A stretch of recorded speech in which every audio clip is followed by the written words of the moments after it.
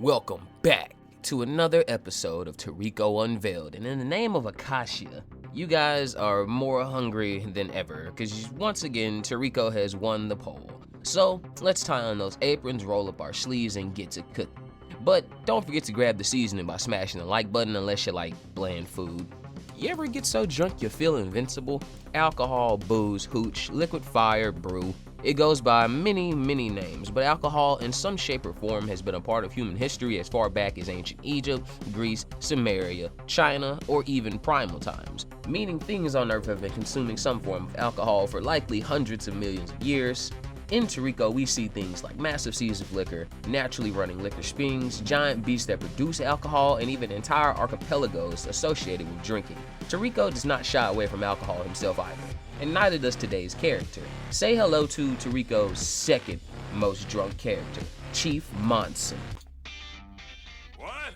You think I'm handsome? Not handsome, Mansam. Chief Mansam could be seen as an adoptive family member to Toriko, Ren, and the other Heavenly Kings. Always seen in either a drunken state or just really happy, Mansam is introduced as the head of Biotype 1, and is shown to already possess strength on par or greater than Toriko's at this point in the series.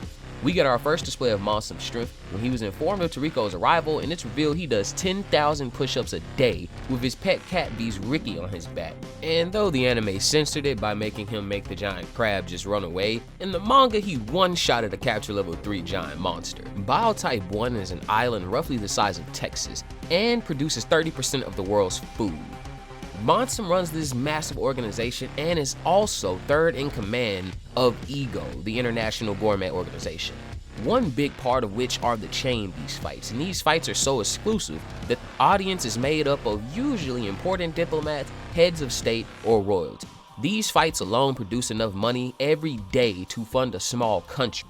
During this intro to the Regal Mammoth arc, we see Mansam not only deal with some of the chain beasts that are within the dome, but after Toriko shatters it, we get the birth and epic death of the Battle Wolf, but we do get Terry Cloth in exchange, and who doesn't love Terry?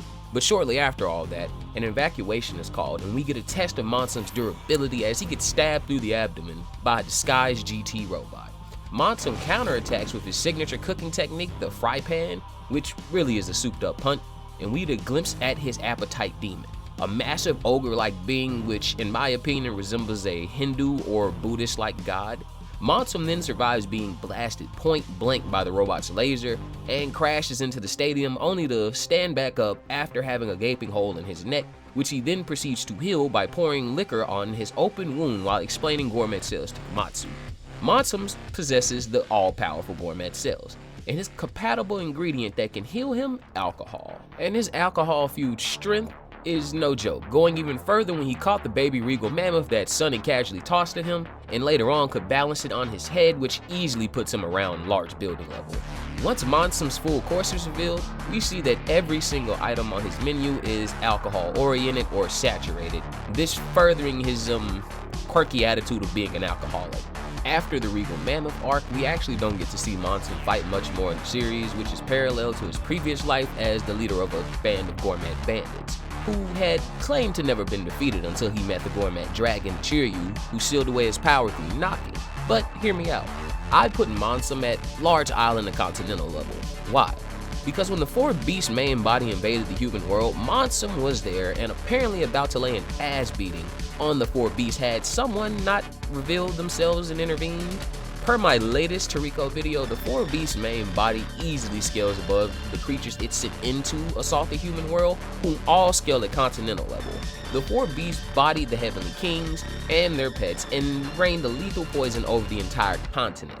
Mansam even attempting to step in my opinion, was not a joke, but moving further, we finally get to see his power unleashed during the Gourmet Festival arc. I know, right? It's like this arc was so good I keep going back to it for every video.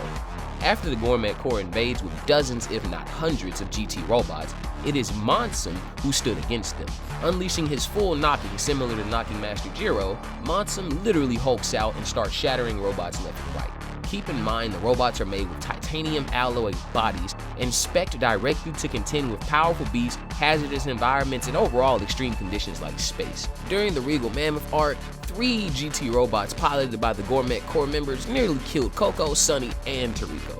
Mansam destroyed so many that he sat blood-soaked upon a mountain of their robotic corpses. This being a huge moment because if Mansam had failed to those robots, they would have swarmed the island and potentially aided in the defeat of our heroes and the capturing of the ships. Even after being betrayed by the Ego Vice President Shigematsu and being pierced in his chest by Shigematsu's serpent, Mansam still doesn't go down, seemingly getting even angrier. After the invasion, while Gourmet were capable, Mansam stays behind to repair the human world's infrastructure and stand in after Ichiryu's death as de facto Ego president, basically making him the most powerful man in the human government.